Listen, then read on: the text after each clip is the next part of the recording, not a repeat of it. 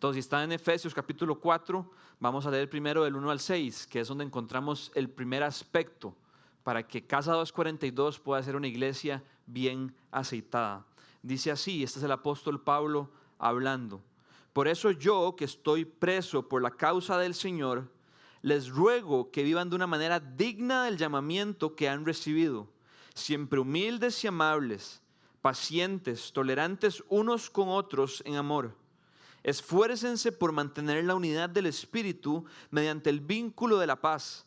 Hay un solo cuerpo y un solo Espíritu, así como también fueron llamados a una sola esperanza, un solo Señor, una sola fe, un solo bautismo, un solo Dios y Padre de todos, que está sobre todos y por medio de todos y en todos. Después de leer estos primeros 6 versículos, considero que el punto principal lo encontramos en el versículo 3. Pablo dice, esfuércense por mantener la unidad del Espíritu mediante el vínculo de la paz. Para que nuestra iglesia esté bien aceitada, todos nosotros, todos sus miembros, debemos esforzarnos por mantener la unidad del cuerpo al que pertenecemos, al cuerpo del que somos parte gracias al Espíritu. Porque Pablo dice, esfuércense por mantener la unidad del Espíritu. Entonces, si en esta iglesia hay unidad, es porque el Espíritu es quien la crea. Y eso es algo que debemos valorar y apreciar profundamente porque nos apunta al Evangelio. El Evangelio son las buenas noticias sobre quién es Jesús y qué hizo Jesús por nosotros, los pecadores.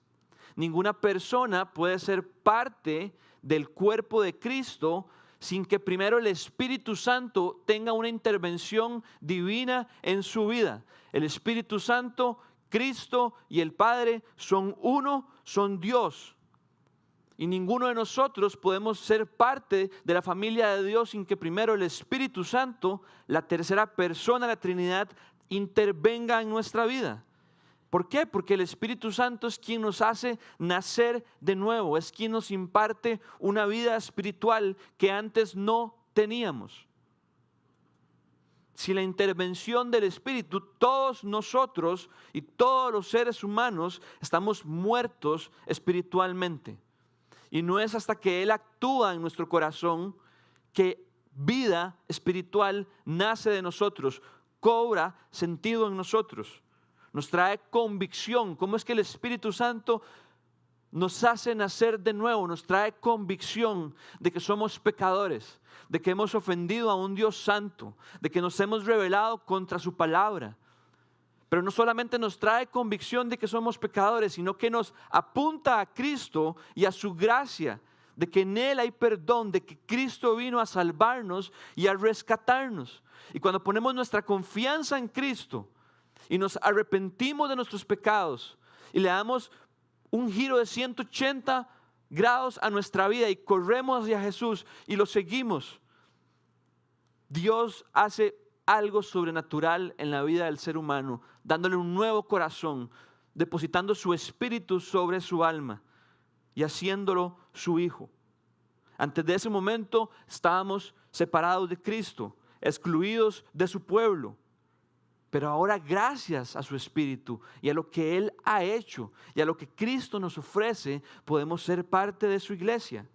Es el Espíritu, dice Pablo en Efesios 1:16, quien nos sella como sus hijos, nos da un sello de aprobación y nos adopta en su familia.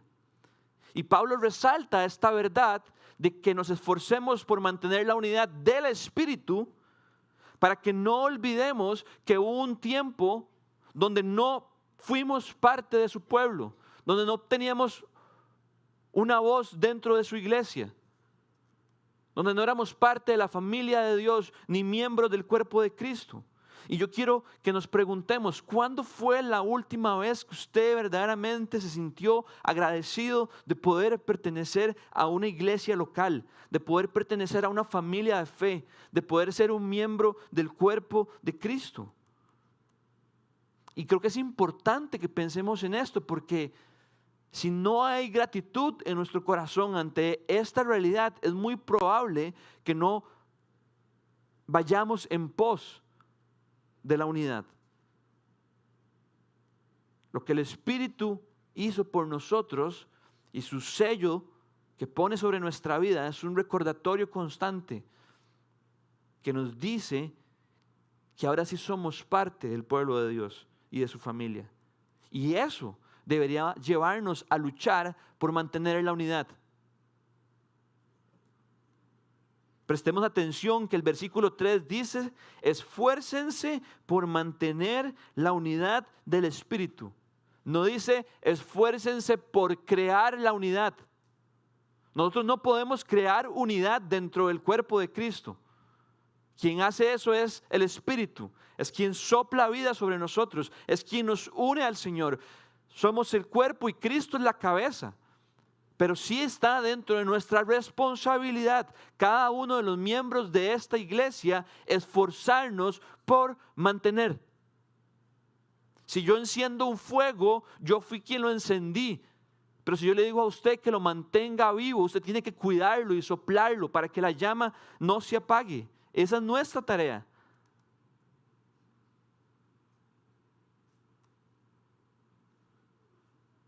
Y Pablo entendía tanto esto, que estando preso, versículo 1, por la causa de Cristo, le dice a los efesios y nos dice a nosotros: les ruego, vivan de una manera digna del llamamiento que han recibido.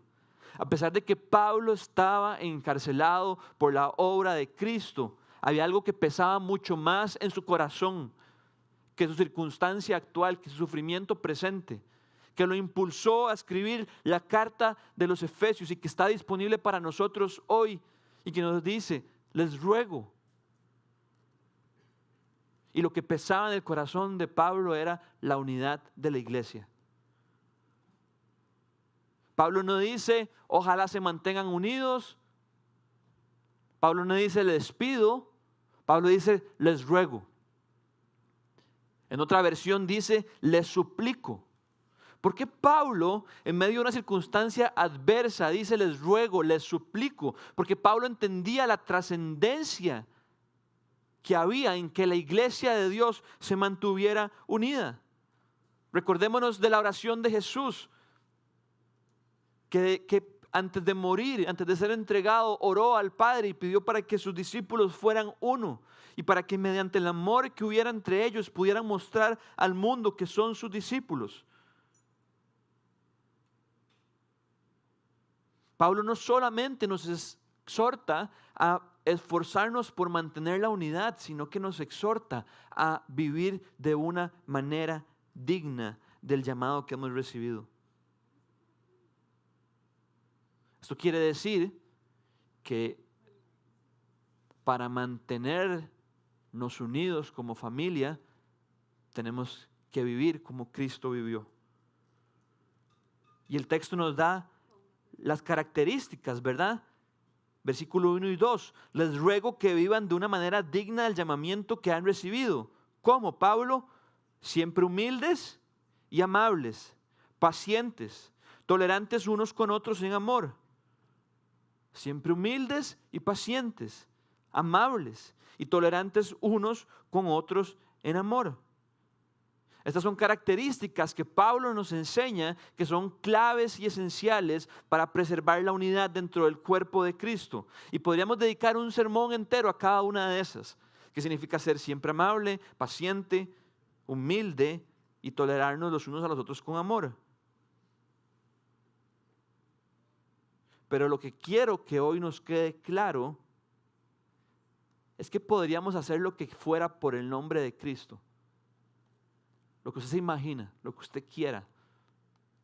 Pero si no somos personas que promueven, que preservan y que mantienen la unidad dentro de la iglesia, nos estamos comportando de una manera indigna del llamado que Cristo nos ha hecho como sus discípulos.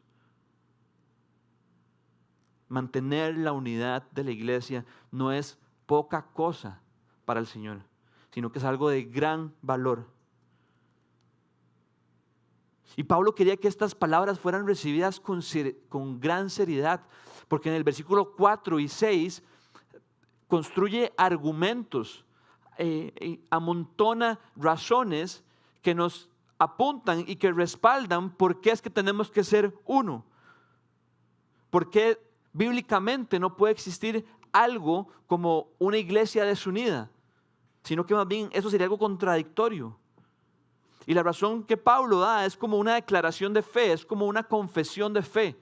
Lo que encontramos en el versículo 4 y 6 dice así: hay un solo cuerpo y un solo espíritu, así como también fueron llamados a una sola esperanza, un solo Señor, una sola fe, un solo bautismo, un solo Dios y Padre de todos, que está sobre todos y por medio de todos y en todos.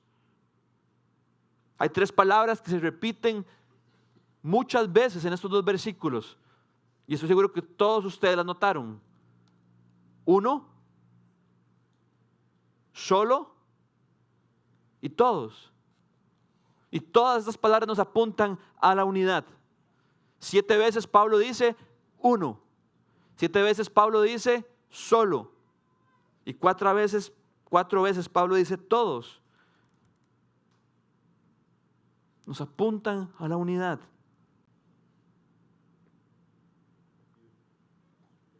Un solo cuerpo, no dos cuerpos. Un solo espíritu, no dos espíritus. Una sola fe.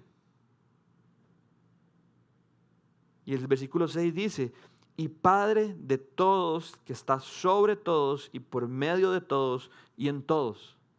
Pablo aquí está amontonando argumentos para hacernos entender que la iglesia no es tanto algo individual, sino algo corporativo, algo colectivo del cual Dios por su gracia nos invita y nos permite ser parte. Cuando usted dice uno, ¿qué quiere decir eso? Que no hay otra opción. Si yo lo invito a usted a mi casa y le digo, ¿qué te ofrezco de tomar? Y solo tengo té frío, no tiene sentido que le haga esa pregunta, ¿verdad? Porque no hay opciones. En vez de decirle, ¿querés tomarte frío? ¿No tienes una Coca Light? No, por eso no te la ofrecí. Entonces, si Pablo dice un solo cuerpo, un solo bautismo, un solo espíritu, un solo Señor, un Padre de todos, que están todos y para todos, quiere decir que no hay otra opción. Lo cual en el buen sentido nos obliga a esforzarnos, a realmente esforzarnos. ¿Por qué? Porque no hay otra alternativa. No es como que podemos decir, bueno, la verdad yo no me voy a esforzar tanto por la unidad de la iglesia, porque de por sí hay otras opciones. No hay otras opciones. En la cabeza de Pablo y en la cabeza de la Escritura no hay otra opción. Somos un solo cuerpo. Y si terminamos creyendo esa mentira de que, hay otras alternativas, nos terminaremos dando cuenta de que era un engaño, porque en realidad no lo hay. Así que quiero que nos hagamos las siguientes preguntas. ¿Me he estado comportando de una manera digna dentro de la iglesia? ¿He estado siendo humilde? ¿He estado siendo amable? ¿He estado siendo paciente? ¿He sido tolerante en amor los unos con los otros? Yo no sé si lo que les voy a contar es una evidencia de mi poca fe o de mis ganas de que todo salga bien, o es una evidencia de que algo está mal. Cuando no había luz y estábamos orando en la oficina antes de, como siempre lo hacemos, yo le dije al Señor, Señor, te pido que estés en los corazones de todos hoy, para que cuando el salón se ponga caliente porque no hay aire acondicionado, nadie tenga una mala actitud. Y yo me pongo a pensar,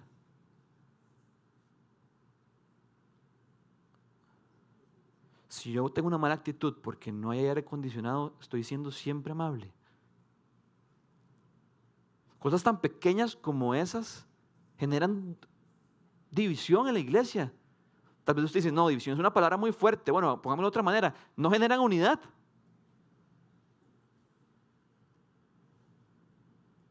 Estas preguntas no son para hacernos sentir mal, sino para abrirnos los ojos a la gran realidad de que para que nuestra iglesia esté bien aceitada, necesita que esté unida. Y para que esté unida, requiere del esfuerzo de todos nosotros. Y antes de pasar al segundo aspecto, tengo 2 aplicaciones para todos nosotros. La primera es que si usted necesita crecer en humildad, en paciencia, en amabilidad, en tolerancia, en amor por los demás, yo le ruego que ponga su mirada en Cristo. Porque la única manera de que estas cosas salgan genuinamente de nuestro corazón es que pongamos nuestra mirada en aquel que las modela perfectamente. Él ha sido, Él es y Él será la persona que más ha exhibido todas estas virtudes en la historia de la humanidad. Siempre amable, siempre humilde, siempre paciente, siempre tolerante. Leamos los evangelios y veamos cómo se dirigía con sus discípulos y cómo se dirigía con las multitudes que lo rodeaban y lo asfixiaban. Es en Él que tenemos que poner nuestra mirada y pedirle al Espíritu que cambie nuestro corazón. Y la segunda aplicación es que si usted hoy el Espíritu lo confronta y usted siente no he promovido la unidad, no he sido siempre humilde, no he sido siempre amable, no he sido para nada tolerante, no he sido para nada amoroso. Y vienen nombres de personas a su cabeza, tal vez miembros de esta congregación. Yo le quiero invitar y yo le quiero animar a que crea que hoy es un buen día para que Dios redima eso. Ese es el Dios de la Escritura, el Dios que restaura las cosas, el Dios que trae reconciliación, el Dios que agarra lo roto y lo levanta. Así que si usted hoy siente por algún otro miembro de esta congregación algo que no es muy parecido a, quiero sentarme a la par de él, yo lo invito no solamente a que ponga su mirada en Cristo, sino lo invito a que crea que Dios está, por así decirlo, en el negocio de restaurar y reconciliar lo que nosotros y nuestro pecado hemos estropeado. ¿Queda claro? ¿Cuál es el primer aspecto para que la iglesia esté bien aceitada? Alto. La unidad. Segundo aspecto, lo encontramos en el versículo 7 al 12. Dice así: pero a cada uno de nosotros se nos ha dado gracia en la medida en que Cristo ha repartido los dones. Por esto dice: cuando ascendió a lo alto se llevó consigo a los cautivos y dio dones a los hombres. ¿Qué quiere decir eso de que ascendió, sino que también descendió a las partes bajas, o sea, a la tierra? El que descendió es el mismo que ascendió por encima de todos los cielos para llenarlo todo. Él mismo constituyó a unos apóstoles, a otros profetas, a otros evangelistas y a otros pastores y maestros, a fin de capacitar al pueblo de Dios para la obra de servicio, para edificar al cuerpo de Cristo. Si notaron, esta segunda sección arranca con un pero. Pero a cada uno de nosotros se nos ha dado gracia, dice Pablo, con un pero muy importante. Y lo que nos comunica este pero no es un pero que va en contra de lo que Pablo acaba de decir. No es como cuando nos dicen a nosotros algo, nos dicen pero, y luego nos dicen algo como que nos desanima. No, este pero va en paralelo a lo que Pablo nos estaba enseñando. Y lo que este pero nos enseña es que la unidad de la iglesia no equivale a uniformidad dentro de la iglesia. Estaríamos cayendo en un grave error si pensamos que lo que nos hace un solo cuerpo y si lo que nos hace mantenernos unidos es que todos nosotros lleguemos a ser iguales. Porque tal cosa no existe. Más bien dentro de la iglesia, lo que este pero nos enseña es que dentro de la iglesia, aunque son un solo cuerpo, un solo ente, existe una rica diversidad entre sus miembros, precisamente porque todos nosotros somos diferentes. Esta diferencia no solamente es real, porque en serio no existen dos personas iguales en el mundo, sino porque Cristo nos ha dado, y Cristo ha dado a cada miembro de su iglesia de su gracia. Y nos enseña que la manera en la que Él ha dado de su gracia en el contexto de este pasaje es que Él ha repartido dones a cada uno de los miembros.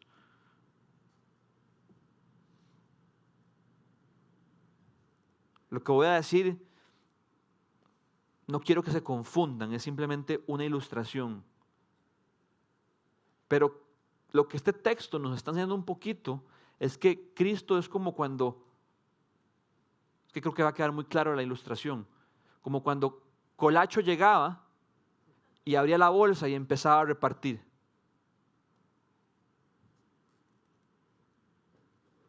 Obviamente Cristo no es Colacho y Colacho no es Cristo.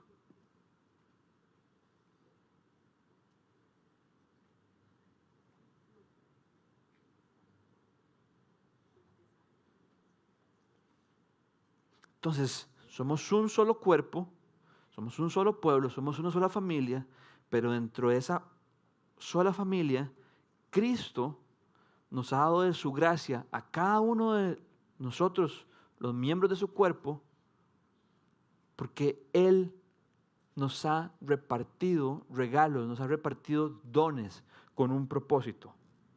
Y ya casi vamos a dar más de esos dones, pero quiero que continuemos con el orden del texto. Y yo no sé ustedes, pero esos versículos 8 al 10 son como un poco complejos de entender. Dice Pablo, pero a cada uno de nosotros se nos ha dado gracia en la medida en que Cristo ha repartido los dones. Por esto dice, y ahí es donde como que uno se puede perder, y eso es lo que quiero explicarles.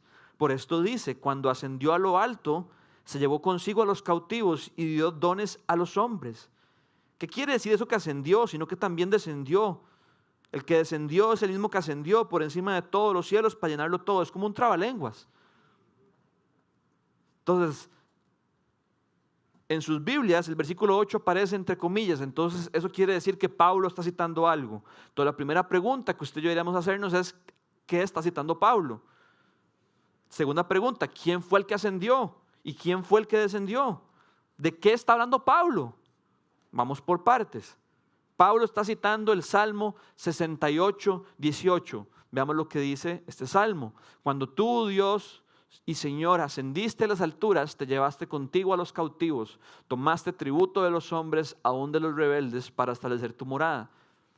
Si usted lee el Salmo 68 hoy en su casa, después de aquí, se va a dar cuenta que es un salmo que nos enseña, que nos muestra, que nos muestra, esa es la palabra, a un Dios victorioso, que habla de que Dios vence sobre sus enemigos, de que Dios desciende sobre la tierra y vence a sus enemigos y luego asciende otra vez al cielo y está vencedor, está triunfante, de que sus enemigos están aterrorizados, de que sus enemigos huyen ante Él, de que sus enemigos no tienen cómo hacerle frente, de que nuestro Dios es todopoderoso y de que Él gana con una aplastante victoria. En aquellos días, cuando un pueblo vencía al otro, el capitán del ejército entraba a la ciudad como con un estilo de procesión o desfile triunfal, llevando consigo a todos los enemigos que habían capturado y todo el botín que habían conseguido. Y Pablo toma esta cita del Antiguo Testamento para hablarnos de lo que Cristo hizo. Cristo descendió a la tierra encarnándose en forma de hombre, venciendo sobre todos nuestros enemigos, Satanás, el pecado y la muerte. Y después de ser crucificado y después de haber resucitado, ascendió de nuevo a los cielos y hoy está sentado en el trono. Veamos cómo Colosenses 2, capítulo 15, nos muestra esta imagen. Hablando de Cristo, dice, Cristo desarmó a los poderes y a las potestades y por medio de Cristo los humilló en público al exhibirlos en su desfile triunfal. Cuando Cristo fue crucificado, Satanás pensaba que estaba obteniendo la victoria, que había ganado, pero Cristo resucitó y Cristo ascendió. Y a través de la resurrección de Cristo y la ascensión de Cristo, Cristo humilla y demuestra que ha sido nuestro vencedor. Entonces, después de haber triunfado, después de que Cristo resucita y asciende, dice que ya estando en el trono, reparte dones a su pueblo, reparte dones a sus hijos, a sus seguidores, a su iglesia. Y estas son buenas noticias, porque es una muestra de la gracia de nuestro Señor. Si usted y yo tenemos dones, no es por nuestros méritos, ni nuestras capacidades, sino porque Dios las ha regalado como un símbolo de que Él ha triunfado. ¿Por qué creen que Cristo repartió dones cuando Él resucitó y ascendió a los cielos? Para que su iglesia hoy pueda continuar lo que Él comenzó aquí en la tierra.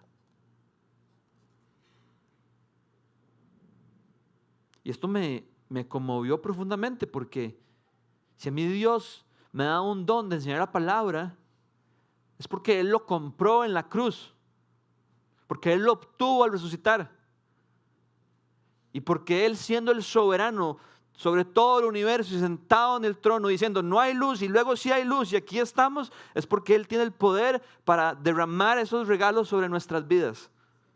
Así que si usted tiene un don, si usted ha experimentado que Dios lo ha utilizado usted en algún momento de su vida para bendecir a otros, para ser parte de la iglesia, usted debería sentirse profundamente agradecido y alegre y decir gracias Cristo, porque esto lo compraste tú al vencer la muerte. ¿Cuáles son esos dones? ¿Qué son dones? Tal vez algunos dicen, yo no sé de qué está hablando Sergio. Algunos piensan que son únicamente a los que Pablo se refiere en el versículo 11, apóstoles, profetas, evangelistas, pastores y maestros. Pero si creyéramos eso, estaríamos cayendo en un grave error, porque el versículo 7 nos dice todo lo contrario. El versículo 7 dice, pero a cada uno de nosotros. Y aquí no todos somos apóstoles, ni profetas, ni pastores, ni evangelistas. Dios ha dado dones a cada miembro de su iglesia. Pero también no quiere decir solo eso. También quiere decir que Dios, al vencer la muerte, al resucitar y al estar en el trono, también regaló a su iglesia líderes para que la equipen, para que la capaciten, para que guíen al cuerpo. Entonces este texto nos habla de dos regalos. Nos habla que Dios en su gracia ha regalado a la iglesia líderes, que Él los ha llamado, que Él los ha puesto para que dirijan al pueblo de Dios, pero no solamente los ha llamado a ellos a ser iglesia, sino que ha dotado y ha equipado a todos sus miembros para que ellos junto con los líderes puedan cooperar. Y ese es el segundo aspecto para que una iglesia esté bien aceitada. Una iglesia bien aceitada debe mantenerse unida, y una iglesia bien aceitada debe ser una iglesia que coopera. Que sus miembros viven en cooperación.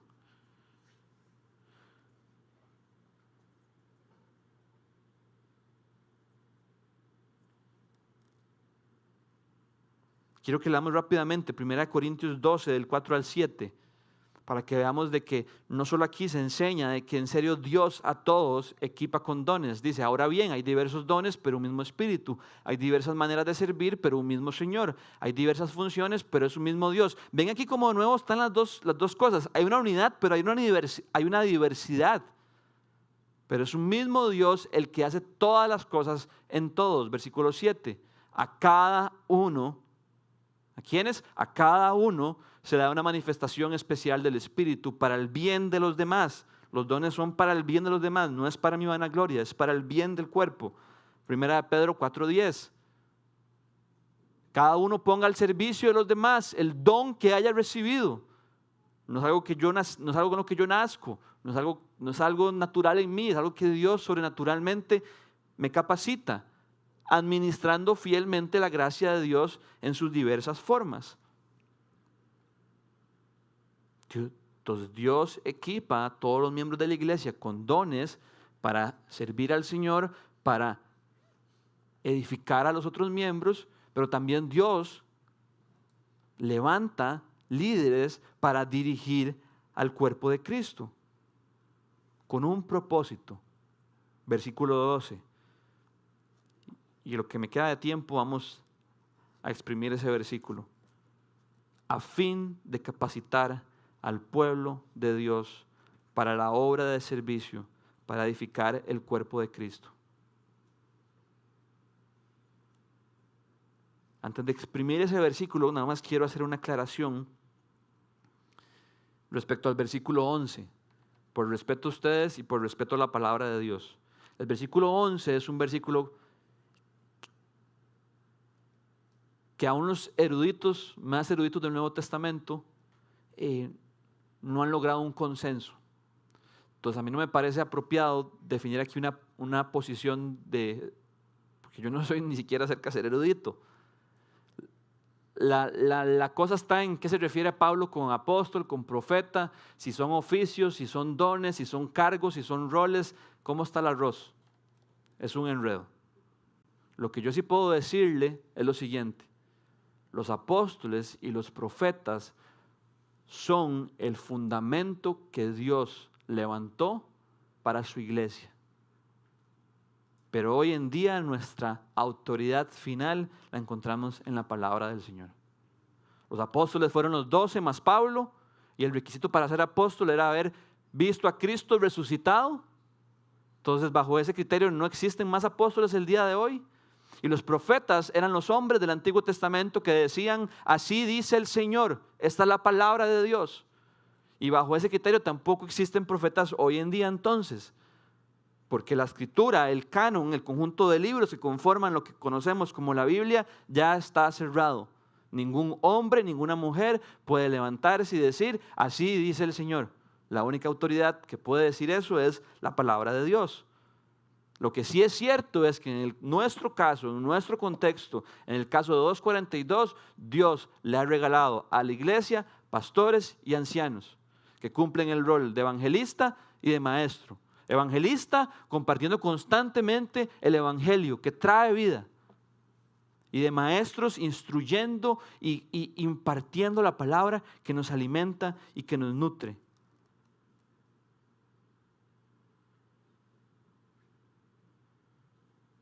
Entonces, el propósito de por qué en Casa 242 hay pastores, hay ancianos, hay líderes, hay maestros, es uno solo, según este pasaje: capacitarlos a ustedes, capacitar al pueblo de Dios, capacitar a los miembros de la iglesia, para que todos juntos podamos hacer la obra de servicio, podamos edificar el cuerpo. Leí en una ilustración, leí en un comentario una ilustración que me gustó. Los pastores y el liderazgo de la iglesia son como obstetras, instrumentos de Dios que ayudan a que las personas puedan nacer de nuevo y puedan poner su fe en Jesucristo. Un obstetra es el que está en el parto, ¿verdad? El que trae el bebé al mundo, el que lo saca de la mujer.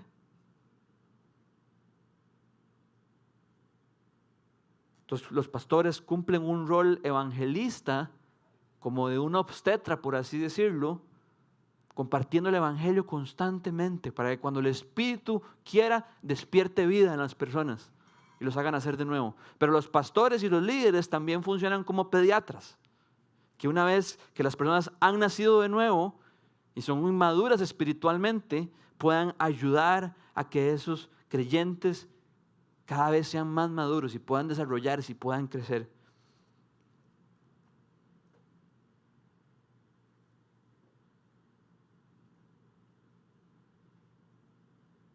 Entonces el propósito del liderazgo es capacitar, es equipar.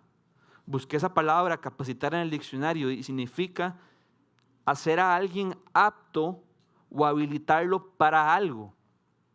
Ahora bien, ese algo no es para simplemente recibir y crecer.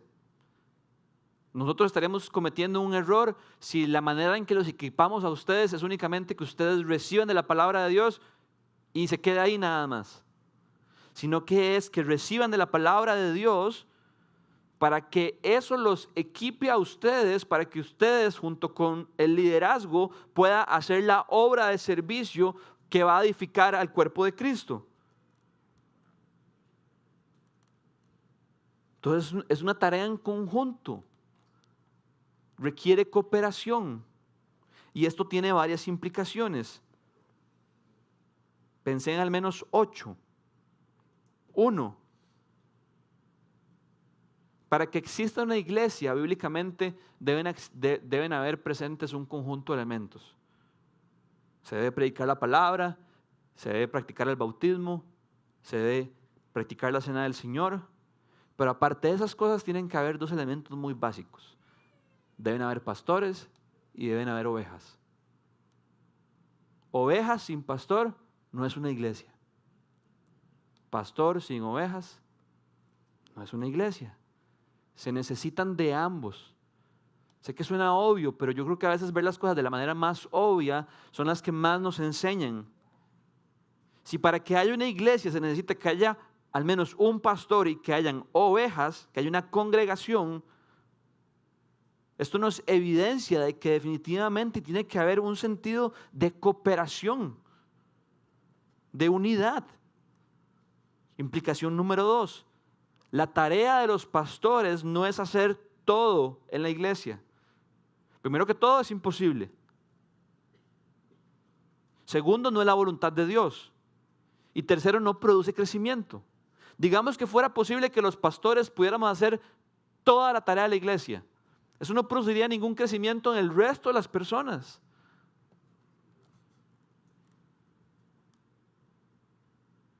Sin embargo, los pastores son un miembro más de la iglesia. Creo que la manera más sana de ver el rol del pastor. Dios lo ha levantado como líder de la congregación, pero al mismo tiempo es un miembro más. Eso trae humildad y eso trae perspectiva. Es todo lo contrario a manejar un bus. Cuando usted maneja un bus, bueno, yo nunca he manejado un bus, pero cuando usted ve a alguien manejando un bus, hay un chofer que va adelante y todo lo demás son pasajeros nada más. Dios no diseñó la iglesia para que fuera de esa manera. El pastor no es un chofer. Todos juntos manejamos el bus. Tercera implicación. Los pastores no son mejores que las ovejas, ni las ovejas mejores que los pastores. Lo que quiere decir esto es que Dios, en su infinita sabiduría, ha dado diferentes roles, ha dado diferentes funciones, ha dado diferentes tareas, ha dado diferentes responsabilidades, pero Dios no se equivoca. Y estas tareas, estas funciones, estos roles, estas responsabilidades no existen para indicar quién es mayor a quién es más importante a quién, sino para que como un cuerpo todos juntos podamos complementarnos. Por eso es que Pablo en 1 Corintios 12 dice que no todo el cuerpo puede ser oreja, ni todo el cuerpo puede ser ojo, sino que todos son necesarios. Implicación número 4. Debe existir una actitud y postura constante de humildad, donde los pastores buscan ser guiados por Jesús y vivir en dependencia del Espíritu Santo para hacer su tarea, pero también donde los miembros se dejan equipar y capacitar para servir a Dios en la iglesia.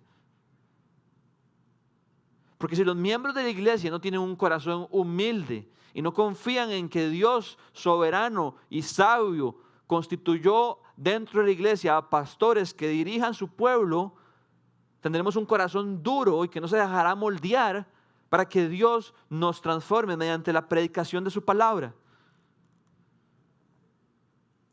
Entonces requiere humildad de ambos lados. Implicación número 5. Todos los miembros de la iglesia están llamados a servir. Y cuando hablo de miembros no me refiero meramente asistir.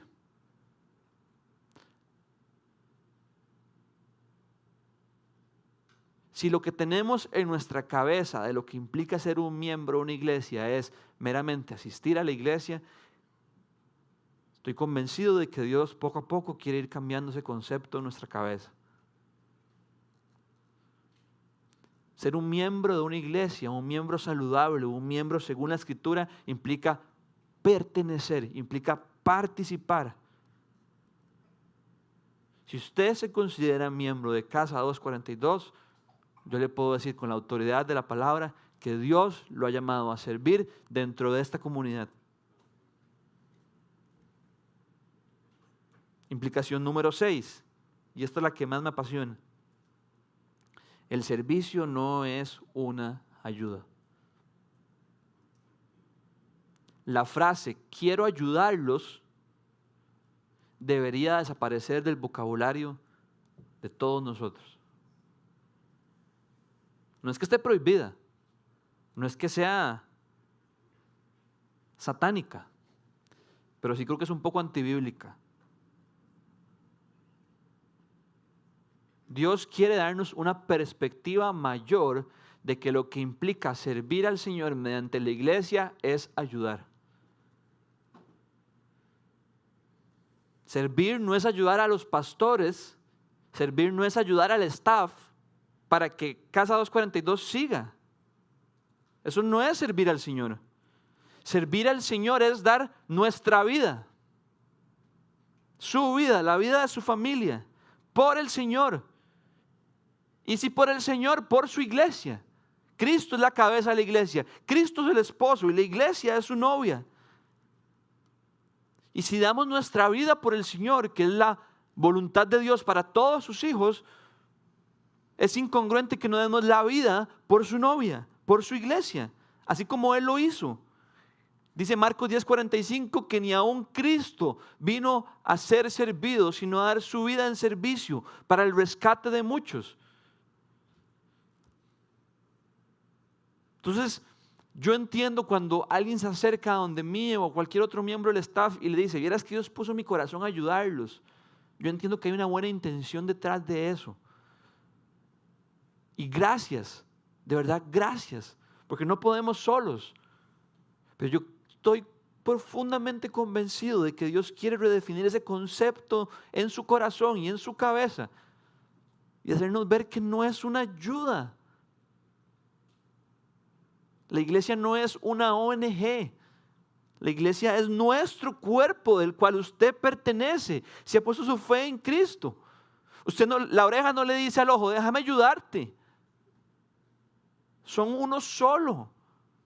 Jalan para el mismo camino, para la misma dirección. La frase déjame ayudarte comunica que hay unos que son expertos haciendo lo que hacen y que hay otros que no son tan expertos, pero ahí están viendo a ver cómo hacen. Yo creo que la voluntad del Señor es que los pastores sean hombres dedicados a la palabra y que sean aptos para enseñar y que vivan sus días dedicados a estudiar la palabra para enseñarla a la iglesia. Pero eso no nos hace expertos. Usted hoy me puede hacer miles de preguntas que no sé cómo contestarle. Entonces no es que hay unos que son profesionales, no. Todos estamos en lo mismo. Implicación número 7. Si somos discípulos de Cristo y realmente miembros de esta iglesia, Dios nos está llamando a servirlo a través de ella. Y no hacerlo es desobedecer su palabra. Si no saben qué servir, pregunte. Pregunte a los pastores, pregunte al staff, pregunte a los líderes, acérquese. Créame que siempre hay oportunidades. Y hay muchísimas.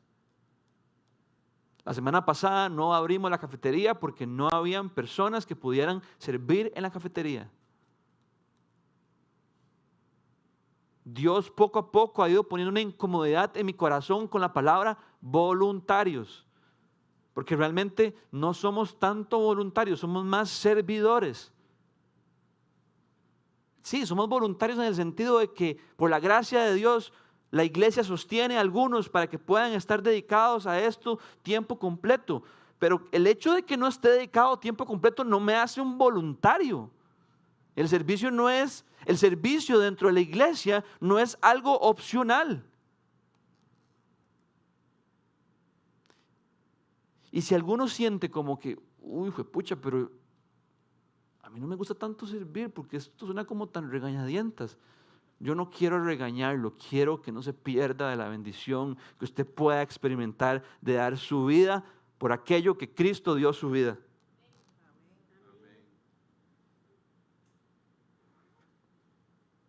No obstante, quiero aclarar que hay temporadas de nuestra vida donde posiblemente no sea lo más saludable que estemos sirviendo. Por asuntos personales, por asuntos familiares, o porque tal vez Dios quiere disciplinarnos y quiere transformar nuestro corazón y luego restaurarnos para que luego podamos estar sirviéndolo a Él. El liderazgo de Casa 242 nos puede ayudar a discernir esto. Implicación número 8. Y esto es lo más lindo. Cuando todos servimos, según Efesios 4:12, es cuando la iglesia realmente es edificada. Dios llamó a los pastores para capacitar a los santos a la obra de servicio para la edificación del cuerpo de Cristo. Es una cadena. Llama a los pastores para capacitar a los miembros para la obra de servicio. Para eso existimos, para servir. ¿Y qué pasa cuando toda la iglesia y todos sus miembros están sirviendo? El cuerpo se edifica, el cuerpo crece. En otras palabras, es cuando realmente hay avance, cuando hay madurez, cuando hay progreso, cuando hay desarrollo, cuando hay alcance. Se los pongo así, esta iglesia nunca llegará al potencial que Dios la ha llamado a ser hasta que todos aquellos que nos consideramos sus miembros estemos sirviendo a donde Dios nos está llamando a hacerlos. Él ya fue fiel, Él ya fue a la cruz, Él ya fue resucitado y Él ya ascendió a los cielos y ya repartió los dones. La pregunta es si nosotros estamos respondiendo al llamado. Ahora que estábamos cantando, le di gracias a Dios de que no hubiera luz porque me pareció un momento perfecto para enseñarnos algo. La iglesia existe para glorificar el nombre de Dios, para exaltar su nombre, para que su nombre sea escuchado, para que otros lo conozcan. Y hacemos eso regularmente aquí el fin de semana, cantándole, predicando su palabra, compartiendo con los hermanos y las hermanas, comiendo juntos, sirviendo, preparando la cena del Señor, estando atrás en la computadora, de todas las maneras posibles.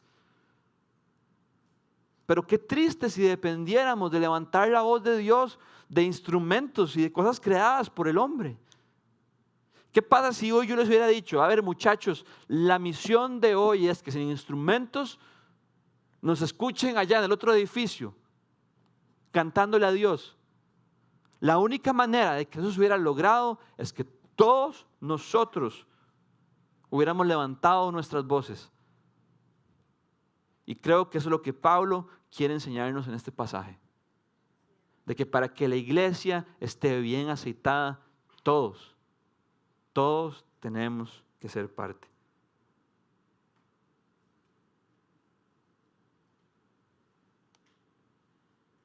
Y finalmente Pablo en los versículos 13 y 16 nos habla de lo que esto va a producir. Voy a leerlo rápidamente porque se me acabó el tiempo. Pero veamos lo que esto logra. Dice el versículo 13, de este modo. Eso quiere decir, todo lo anterior va a producir esto. Todos llegaremos a la unidad de la fe y del conocimiento del Hijo de Dios, a una humanidad perfecta, ven que rajado, que se conforme a la plena estatura de Cristo. Así ya no seremos niños zarandeados. Cuando la Biblia habla de niños, habla de inmadurez espiritual. Ya no seremos inmaduros espiritualmente, zarandeados por las olas y llevados de aquí para allá por todo viento de enseñanza y por la astucia y los artificios de quienes emplean artimañas engañosas. Más bien, al vivir la verdad con amor, creceremos hasta ser en todo como aquel que es la cabeza, es decir, Cristo. Por su acción, ¿por la acción de quién? De Cristo. Cristo es el responsable de final de que su iglesia esté unida y que su iglesia sea instruida. Por su acción todo el cuerpo crece y se edifica en amor. Pero vean lo siguiente: sostenido y ajustado por todos los ligamentos, según la actividad propia de cada miembro. Cristo es el responsable final, pero sin la actividad propia de cada miembro, el cuerpo no se puede sostener y no puede estar ajustado. Me gustan esas palabras, sostenido. Usted y yo lo sostenemos en nuestro hombro, con nuestra billetera, con nuestros dones, con nuestro tiempo, con nuestros talentos. Y usted y yo lo ajustamos, corrigiéndonos, exhortándonos, acompañándonos. Por aquí esto está desajustado, vamos a ajustarlo juntos.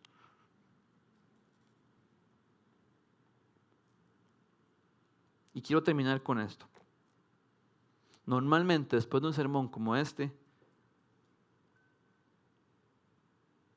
espero, es mi oración, que muchos salgan motivados de decir: quiero servir. ¿A dónde me apunto? Y si es así, gloria a Dios por eso, buenísimo.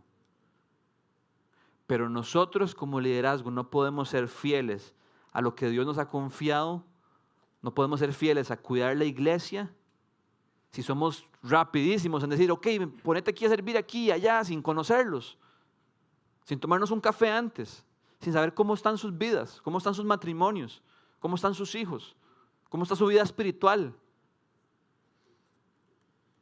Y por esa realidad es que en Casados 42 existe un poquito de estructura. Existen cosas como los vivas. Si usted quiere servir en esta iglesia y no ha llevado los vivas, por favor, se lo pido encarecidamente, métase los vivas. Lo hacemos para que usted pueda conocernos. Si usted quiere servir, ya saben qué quiere servir. Ya saben qué le gustaría hacerlo, en cuál equipo. Busque al encargado y pídale una reunión. Y vamos a coordinar una reunión para que podamos conversar de lo que implica servir a Cristo y de cómo está usted. De hecho, el liderazgo de Casados 42 está trabajando en una reunión como para hacer una capacitación retroactiva a todos los voluntarios, mejor dicho, servidores de la iglesia. Cuando le llegue la invitación, por favor, haga el esfuerzo para ir. Y termino con esto. Si vamos a servir en algún lado, si vamos a incomodarnos porque es incómodo, si vamos a disponer de nuestro tiempo, de nuestros recursos, de nuestra energía, de nuestros talentos, hagámoslo en la iglesia. Es el único lugar, óigame bien, que nunca desaparecerá. Todo lo demás es una realidad pasajera. Pero cuando Cristo vuelva, o nosotros estemos con Él, la iglesia estará más radiante y más viva que nunca antes. Todas las demás organizaciones se acabarán, en algún momento llegará el Ministerio de Salud, le pondrá un candado, pero la iglesia de Cristo permanecerá para siempre.